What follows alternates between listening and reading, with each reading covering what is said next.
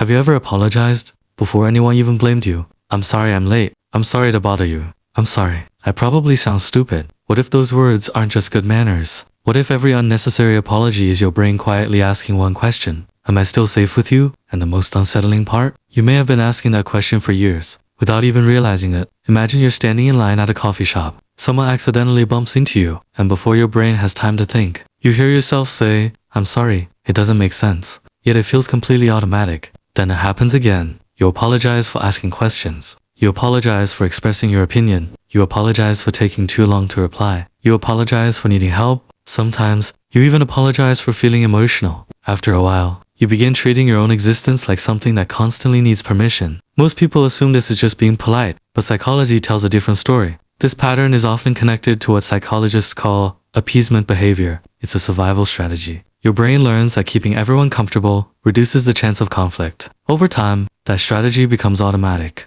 Not because you're weak, not because you lack confidence, but because your nervous system believes that staying agreeable keeps you emotionally safe. Here's something important to understand. You are not broken. Your brain isn't working against you. It's doing exactly what it was designed to do. Protect you. Maybe you grew up in an environment where small mistakes led to criticism. Maybe someone's mood changed without warning. Maybe saying sorry helped calm situations before they became arguments. Your brain remembered that. It quietly built a rule. If people stay happy, I'll stay safe. The problem is, our brains don't always notice when life changes. Protection often survives long after the danger disappears. Think of your brain like a smoke detector. A healthy smoke detector only reacts to real fire. But an oversensitive smoke detector starts screaming every time someone burns toast. That's what happens inside your nervous system. The amygdala, the part of the brain responsible for detecting threats, becomes incredibly sensitive to signs of rejection. A disappointed face, a delayed text message, a slightly different tone of voice. None of these necessarily mean you're in danger,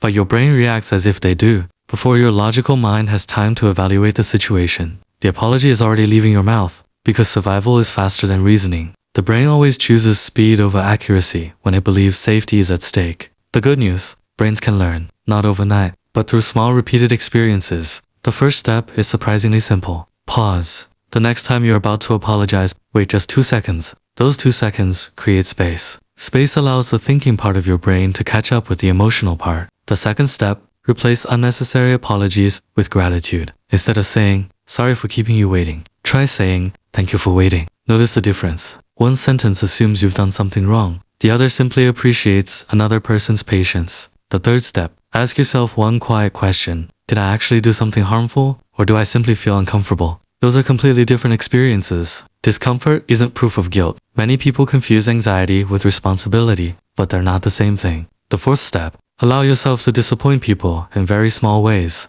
not through cruelty, not through selfishness, but by accepting that you cannot make everyone happy all the time. Each time nothing terrible happens, your nervous system gathers new evidence. It slowly realizes, I'm still safe, even without apologizing. Healing isn't about becoming fearless. It's about teaching your brain that today's world isn't yesterday's world. Imagine you've been carrying an invisible backpack. Every unnecessary apology places another stone inside it. A stone for speaking, a stone for asking, a stone for existing. Eventually, the weight feels normal. But normal doesn't mean healthy. Learning when not to apologize is simply putting those stones back where they belong, because many of them were never yours to carry. Real apologies are valuable when we've genuinely hurt someone. Saying I'm sorry builds trust. It repairs relationships. But apologies born from fear only teach your brain that your existence is a problem to solve, and it never was. So the next time the word sorry reaches your lips, pause.